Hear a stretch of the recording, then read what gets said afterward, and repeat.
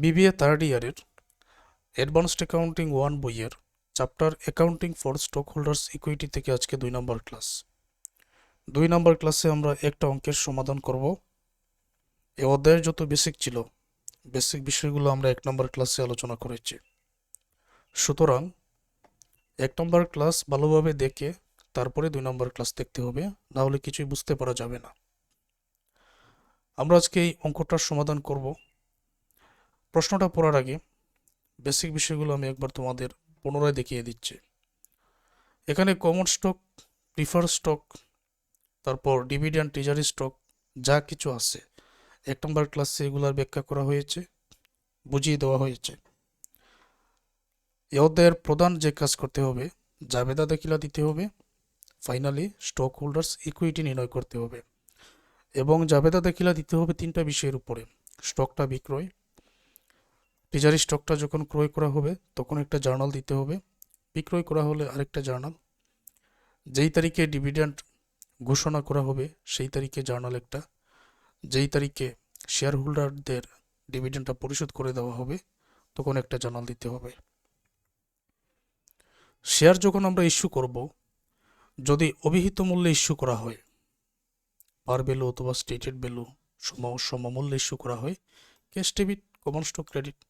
অভিহিত মূল্যের চেয়ে বেশি মূল্যে যখন ইস্যু করা হবে তখন এই জার্নালটা, অভিহিত মূল্যের চেয়ে কম মূল্যে ইস্যু করা হলে এই জার্নালটা, অভিহিত মূল্যের চেয়ে বেশি মূল্যে ইস্যু করা হলে cash debit, common stock credit, paid in capital in excess of par value credit. অভিহিত মূল্যের চেয়ে কম মূল্যে ইস্যু করা হলে cash debit, paid in capital in excess of par value debit, common stock credit. আমার নিজের শেয়ার ইস্যু করার পরে যখন ওই শেয়ারটা আমি নিজে ক্রয় করে নিব তখন এটার নাম হয়ে যায় ট্রেজারি স্টক। ওই ট্রেজারি স্টক যখন আমি ক্রয় করব, ক্রয়ের জন্য জার্নাল দিতে হবে, treasury stock debit, cash credit. Treasury স্টকটা ক্রয় করার পরে যখন আমি ক্রয় মূল্যের চেয়ে বেশি মূল্যে বিক্রয় করব, cash debit, treasury stock credit, paid in capital from treasury stock credit করতে হবে। যখন আমি ক্রয় মূল্যের চেয়ে কম মূল্যে ট্রেজারি স্টকটা বিক্রয় করে দিব, sale of treasury stock below cost, তখন নগদের বিনিময়ে হলে ক্যাশ ডেবিট, জমির বিনিময়ে বিক্রয় করতে পারি, কোনো যন্ত্রপাতির বিনিময়ে বিক্রয় করতে পারি, cash debit, land debit, equipment debit, paid in capital from treasury stock debit, এবং ট্রেজারি স্টকটা ক্রেডিট করতে হয়। এগুলো নিয়ম ছিল, 1 নম্বর ক্লাসে আলোচনা করা হয়েছে। যখন ডিভিডেন্ডের জাবেদা দাখিলা করতে যাব, যেই তারিখে ডিভিডেন্ড ডেক্লারেশন বা ঘোষণা করা হবে, written earning debit, dividend payable credit, এবং যেই তারিখে ডিভিডেন্ড বা লভ্যাংশ পরিশোধ করে দেওয়া হবে, dividend payable debit, cash credit. Finally stock holders equity নির্ণয় করার জন্য ক্যাপিটাল স্টক যা থাকতে পারে কমন স্টক, অনুমোদিত ইস্যু আউটস্ট্যান্ডিং ব্যাখ্যাটা এখানে লিখে টাকাটা করে, প্রিফার স্টকেরটা অনুমোদিত কি আছে, অথরাইজড কি আছে, ইস্যু আউটস্ট্যান্ডিং ব্যাখ্যাটা লিখে টাকাটা করে টোটাল ক্যাপিটাল স্টক পাওয়া যাবে। এডিশনাল পেইড ইন ক্যাপিটাল লেখার সময় এতক্ষণ যাবৎ যে জার্নালগুলো বোঝালাম, অঙ্কের মধ্যে কিছু ট্রানজেকশনের জার্নাল করা হবে। ওই জার্নালের মধ্যে যত প্রকার এক্সেস আছে কমন স্টক অথবা প্রিফার্ড স্টকের যা আছে সেটাই এখানে আনতে হবে।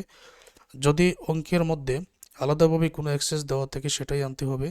আর ট্রেজারি স্টক থেকে যে পেইড ইন ক্যাপিটাল পাওয়া যাবে সেটা এখানে আনতে হবে। যোগ করে নিব, যোগ করলে total additional paid in capital পাওয়া যাবে। উপরের টাকার সাথে এই টাকাটা যোগ করলে, অর্থাৎ টোটাল ক্যাপিটাল স্টকের সাথে total additional paid in capital যোগ করলে টোটাল পেইড ইন ক্যাপিটাল পাওয়া যাবে। দেন রিটেন আর্নিং, এখানে লেখার নিয়মটা হচ্ছে যেটা রিটেন আর্নিং দেওয়া থাকবে ওইটা তো আনবো। ডেবিট যত জায়গায় রিটেন আর্নিং হবে সেটা রিটেন আর্নিংয়ের টাকা থেকে আমাদের মাইনাস করতে হবে, আর নেট ইনকামটা এখানে প্লাস করতে হবে, প্লাস করে টাকাটা এখানে আনতে হবে। Then total paid in capital and retained earnings আমরা এখানে পেয়ে যাব। এখন ট্রেজারি স্টক যা থাকবে সেটা যদি এখানে মাইনাস করে দেই, টোটাল স্টক হোল্ডার সিকিউরিটি আমরা এই জায়গায় পেয়ে যাব। এই ছিল আমাদের বেসিক আলোচনা, যা আমরা আগের ক্লাসে আলোচনা করেছি। এখন একটা অঙ্কের সমাধান করলে ব্যাপারটা একেবারে ক্লিয়ার হয়ে যাবে। The Rahman corporation is authorized to issue 10 lakh share of টাকা 5 par value common stock. Rahman কর্পোরেশনের অনুমোদিত 10 লক্ষ শেয়ার আছে, প্রত্যেকটার অভিহিত মূল্য 5 টাকা। তো অভিহিত মূল্য কি সেটা বুঝতে পেরেছ। In its first year the company has following stock transaction. প্রথম বছরে কোম্পানির নিচের লেনদেনগুলো সংগঠিত হয়েছে। এখানে লেনদেন আছে এবং ইনস্ট্রাকশন করণীয়, journalise the transaction, prepare the stock holder securities section, এজুমিং the company had written earning 2 লক্ষ এট ডিসেম্বর 31। তো ধরে নাও যে কোম্পানির রিটেন আর্নিং বা সংরক্ষিত আয়ের যে পরিমাণ 2 লক্ষ টাকা আছে, তাহলে স্টক হোল্ডার সিকিউরিটিটা বাইর করো, প্রশ্নটা করা হয়েছে। এখন সরাসরি ট্রানজ্যাকশনগুলো পরে আমি জাবেদা দাখিলাটা তোমাদের বোঝাতে চাই। যত শিক্ষার্থী আমার এই ক্লাস দেখছো, একেবারে ফুল স্ক্রিন করে ক্লাসটা দেখো, যাতে দেখতে কোনো অসুবিধা না হয়। আমি প্রশ্নটা এই জায়গায় রাখলাম আর উত্তরটা তোমাদের খুব সহজে চিহ্নিত করে এখানে বুঝিয়ে দিচ্ছি। জানুয়ারি 10 তারিখ ইস্যুড 4 লক্ষ share of stock at 8 per share. জানুয়ারি মাসের 10 তারিখে অনুমোদিত 10 লক্ষ শেয়ার থেকে 4 লক্ষ শেয়ার বিক্রি করা হয়েছে 8 টাকা দিয়ে। কিন্তু যে 10 লক্ষ শেয়ার অনুমোদিত আছে, এটার এক একটার অভিহিত মূল্য কত টাকা? 5 টাকা।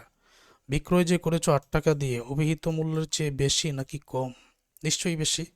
তখন তোমরা বুঝতে পেরে গেছো, এর আগে যে ব্যাখ্যাগুলো বুঝিয়েছিলাম, যদি শেয়ার ইস্যু করা হয় আর অভিহিত মূল্যের চেয়ে বেশি মূল্যে ইস্যু করা হলে cash debit, common stock credit, paid in capital in excess of par value credit, common stock credit.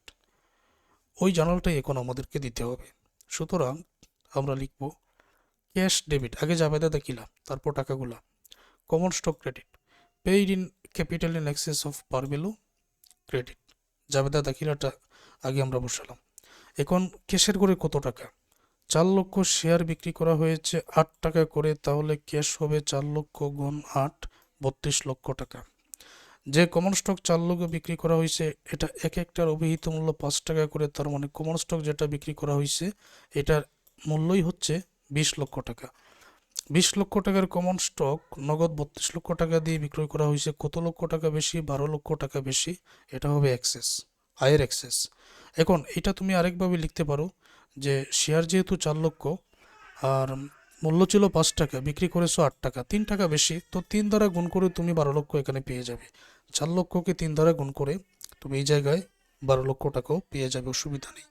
তাহলে ক্যাশ, কমন স্টক এবং কি পরিমাণ আয়ের এক্সেস এখানে, আশা করব তোমরা এটা বুঝতে পেরেছ। আর ব্যাখ্যার করে টু রেকর্ড ইস্যুয়েন্স অফ 4 লক্ষ শেয়ার অফ টাকা 5 পার ভ্যালু স্টক, লেনদেনটা যেরকম আছে টু রেকর্ড বলে ওইভাবে এটা সাজিয়ে দিতে হয়, এটা লেনদেন দেখলেই বোঝা যায়। জুলাই মাসের 1 তারিখে ইস্যুড 1 লক্ষ share of stock for land, জমির বিনিময়ে 1 লক্ষ শেয়ার বিক্রি করা হয়েছে। The land had an asking price of টাকা 9 লক্ষ, এটার জিজ্ঞাসা মূল্য 9 লক্ষ ছিল। The stock is currently selling on a national exchange at টাকা 8.25 পার শেয়ার। এই স্টকটা বর্তমানে বিক্রয় হয়েছে 8 টাকা 25 পয়সা করে। তাহলে অভিহিত মূল্য তো 5 টাকা, এটা তো ক্লিয়ার। বিক্রয় করেছো 8 টাকা 25 পয়সা, অভিহিত মূল্যের চেয়ে বেশি নাকি কম? অভিহিত মূল্যের চেয়ে বেশি। যেহেতু বেশি আর নগদের বিনিময়ে বিক্রি করি নাই, এখানে জমির বিনিময়ে বিক্রি করা হয়েছে, শুধুমাত্র ক্যাশের জায়গায় ল্যান্ডটা হয়ে যাবে land debit, common stock credit আগেরটার মতোই ঠিক থাকবে, কারণ অভিহিত মূল্যের চেয়ে বেশি মূল্যে এটা বিক্রয় করা হয়েছে। Paid in capital in excess of par value আগেরটার মতোই ঠিক থাকবে। এখন যেই জমির বিনিময়ে বিক্রি করা হয়েছে 1 লক্ষ শেয়ার, এক একটার মূল্য 8 টাকা 25 পয়সা করে, তখন ল্যান্ডের মূল্যটা এটাই হয়ে যাবে। আর যে 1 লক্ষ কমন স্টক বিক্রি করা হয়েছে, এক একটার অভিহিত মূল্য 5 টাকা করে, 5 লক্ষ, অতিরিক্ত আয় আসছে এখানে 3,25,000, paid in capital in excess of par value 3,25,000, অর্থাৎ 8 লক্ষ 25 থেকে 5 লক্ষ বাদ দিলে তুমি এটা পেয়ে যাবে, অথবা 8.25 থেকে 5 মাইনাস করলেও তুমি 3.25 এখানে পেয়ে যাবে। বিষয়টা তো clear. Purchase 10,000 share of common stock for the treasury at টাকা 9 per share. 10,000 common stock share ক্রয় করা হয়েছে ট্রেজারি স্টক হিসাবে, এক একটার মূল্য 9 টাকা করে। এর মানে কি, আমি যে শেয়ারগুলো ইস্যু করেছি সেখান থেকেই আমি 10,000 শেয়ার ক্রয় করে নিয়েছি 9 টাকা করে। যদি টিজারি স্টকটা ক্রয় করে নেওয়া হয় তখন জার্নালটা কি দিতে হয় সেটা আমরা একটু আগেই জেনেছি। টিজারি স্টকটা ক্রয় করলে purchase of treasury stock debit cash credit এই জার্নালটাই আমাদেরকে দিতে হবে। এটাই আমরা এখন দিব, treasury stock debit cash credit. এক একটার মূল্য 9 টাকা করে 10,000 শেয়ার, তখন টাকার পরিমাণ 90,000 টাকাই আসবে। ডিসেম্বর 31 তারিখ sold 4,000 share of treasury stock at 10 per share. 4,000 share বিক্রি করা হয়েছে 10 টাকা করে। তাহলে তোমরা বুঝো সেপ্টেম্বরের 1 তারিখে 9 টাকা করে এক একটা শেয়ার মূল্যে 10,000 টিজারি স্টক ক্রয় করা হয়েছে। 9 টাকা মূল্যের টিজারি স্টক 10 টাকা করে ডিসেম্বরের 31 তারিখে যদি বিক্রয় করা হয় তাহলে ক্রয় মূল্যের চেয়ে অতিরিক্ত মূল্যে নাকি কম মূল্যে এখানে বিক্রয় করা হয়েছে। আমরা যদি লক্ষ্য করি তাহলে এখানে দেখব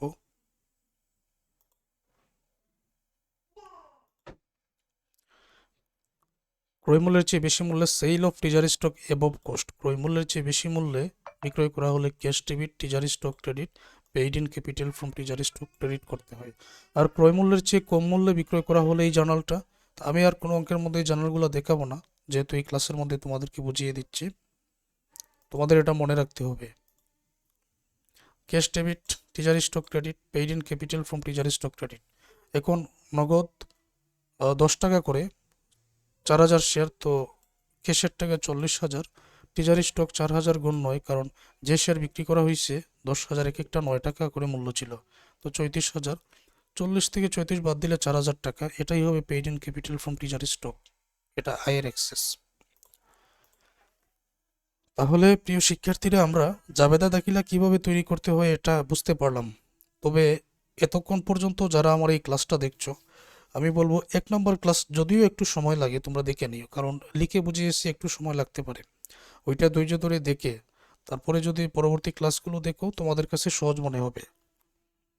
এখন স্টক হোল্ডার সিকিউরিটি তৈরি করতে হবে। ওকে, এই জায়গায় আমি প্রশ্নটা রাখলাম, এখানে যেটা জাবেদা দাখিলা করেছি সেইটা রাখলাম, আর এখানে আমি ব্যালেন্স শিট পার্সিয়াল অর্থাৎ স্টক হোল্ডার সিকিউরিটিটা এখানে তোমাদেরকে বোঝাবো। 1 নম্বর ক্লাসে কিভাবে স্টক হোল্ডার সিকিউরিটি বাহির করতে হবে সেটা দেখানো হয়েছে।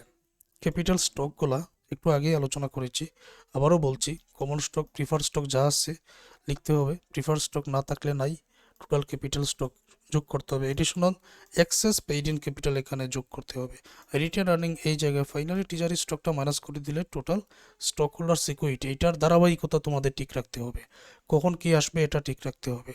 তাহলে আজকের অঙ্কটা দেখো, শুরুতে পেইড ইন ক্যাপিটাল স্টক টানতে হবে। যদি তোমরা লক্ষ্য করো অনুমোদিত শেয়ারের পরিমাণ 10 লক্ষ, এক একটার মূল্য 5 টাকা করে পার ভ্যালু, তাহলে কমন স্টক টাকা 5 পার ভ্যালু 10,000 শেয়ার অথরাইজড এর বাংলা অর্থ হলো অনুমোদিত। কি পরিমাণ ইস্যু করা হয়েছে সেটা তোমাদের হিসাব করতে হবে।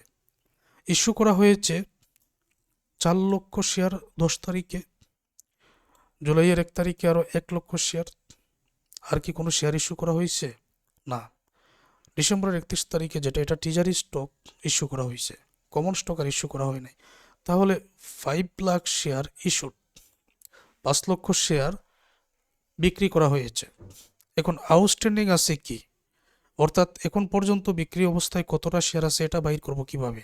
দেখো, তুমি 4 লক্ষ আর 1 লক্ষ 5 লক্ষ শেয়ার বিক্রি করেছো, বিক্রি করার পরে 10,000 শেয়ার নিজের শেয়ার তুমি নিজেই ক্রয় করে নিয়েছো, তাহলে বাকি রইল কত হাজার শেয়ার। 4 লক্ষ থেকে যদি 10,000 মাইনাস করি 3 লক্ষ, 5 লক্ষ থেকে যদি 10,000 মাইনাস করি তাহলে 4,90,000। তো 4,90,000 শেয়ার এখন পর্যন্ত বাকি, কিন্তু পরের তারিখে যদি যাও আরও বিক্রি করেছো 4,000, 4,90,000 আর 4,94,000, ওই শেয়ারটা এখানে 4,94,000 শেয়ার আউটস্ট্যান্ডিং আছে, এটাই এখানে বসাতে হবে। তারপর টোটাল যেটা তুমি ইস্যু করেছিলে 5 লক্ষ শেয়ার, 5 লক্ষ শেয়ার এক একটা পার ভ্যালু 5 টাকা করে, টাকা এখানে এড হয়ে যাবে 25 লক্ষ টাকা। এখন এডিশনাল পেইড ইন ক্যাপিটাল বলে আমাদের এই যে ট্রানজেকশনগুলো ছিল দেখতে হবে, আমরা জাবেদা দাখিলা লক্ষ্য করে দেখব যে কোথায় অ্যাক্সেস আছে। যদি তুমি লক্ষ্য করো জানুয়ারি 10 তারিখে paid in capital in access একটা টাকা পেয়ে যাবে 12 লক্ষ টাকা, যদি তুমি আবারও লক্ষ্য করো জুলাইয়ের 1 তারিখে paid in capital in access একটা টাকা পেয়ে যাবে 3,25,000 টাকা। আর কোনো paid in capital in access নেই, এখন 12 লক্ষ আর 3,25,000, তখন এটা কমন স্টকের in excess of par value 15,25,000 হয়। কীভাবে? 12 লক্ষ আর 3,25,000 যোগ করে। যদি তুমি লক্ষ্য করো দেখবে যে ডিসেম্বরের 31 তারিখে paid in capital from treasury stock আছে এইখানে 4,000 টাকা। অতএব ফ্রম টিজারি স্টক এটা এডিশনাল পেইড ইন ক্যাপিটালের অন্তর্ভুক্ত, টাকাটা যোগ করে 15,29,000, এটা total additional paid in capital. উপরের টাকার সাথে 25 লক্ষের সাথে 15,29,000 যোগ করলে টোটাল পেইড ইন ক্যাপিটাল 40,29,000 পাওয়া যাবে। রিটেন আর্নিং এখানে লেখার নিয়ম হচ্ছে রিটেন আর্নিংয়ের সাথে নেট ইনকামগুলো যোগ হবে, আর যত ডিভিডেন্ড যদি পরিশোধ করে দেওয়া হয় সেটা মাইনাস, অর্থাৎ যত জায়গায় রিটার্ন আর্নিং ডেবিট হবে এটা মাইনাস করে এখানে আনতে হবে। অঙ্কটার মধ্যে কোনো ডিভিডেন্ড অথবা নেট ইনকাম কোনো কিছুর উল্লেখ নেই, সুতরাং রিটার্ন আর্নিং যে 2 লক্ষ টাকা আছে রিটেন আর্নিং, ওই 2 লক্ষ টাকাই এখানে বসবে, যোগ করে নিলে 42,29,000 টাকা। তারপর নিয়ম ছিল টিজারি স্টকের, এখন পর্যন্ত টিজারি স্টক হিসাবে যা আছে ওইটা মূল্যটা মাইনাস করতে হবে। দেখো তুমি 10,000 শেয়ার ক্রয় করেছিলে, ধরে নিলাম কোম্পানিটা তোমার, আমি অঙ্কের সমাধান করছি, ধরে নিলাম আমার, তো 10,000 শেয়ার আমি ইস্যু করেছিলাম 9 টাকা করে। এই ইস্যুকৃত ক্রয় করেছিলাম 9 টাকা করে, ক্রয়কৃত শেয়ার হয়ে গেল ট্রেজারি স্টক। 4,000 বিক্রি করে দেওয়ার পরে এখন পর্যন্ত 6,000 শেয়ার ট্রেজারি হিসাবে আমার কাছে বাকি আছে, যেটা আমি 9 টাকা করে ক্রয় করেছিলাম। লেস ট্রেজারি স্টক 6,000 শেয়ার, 6,000কে 9 দ্বারা গুণ করলে তুমি 54,000 টাকা পেয়ে যাবে। 42,29,000 থেকে এখন ট্রেজারি স্টকের 54,000 টাকা মাইনাস করে দিলে টোটাল স্টক হোল্ডার্স ইকুইটি 41,75,000 টাকা হয়ে যাবে। আশা করব 1 নম্বর ক্লাস 2 নম্বর ক্লাস সম্পূর্ণ না টেনে দেখলে এই বিষয়গুলো তোমাদের একেবারে ক্লিয়ার হয়ে যাবে। তারপর আমরা আরও কিছু অঙ্কের সমাধান করব পরবর্তী ধারাবাহিক ক্লাসে। যারা কোর্সে যুক্ত আছো দেখে নাও।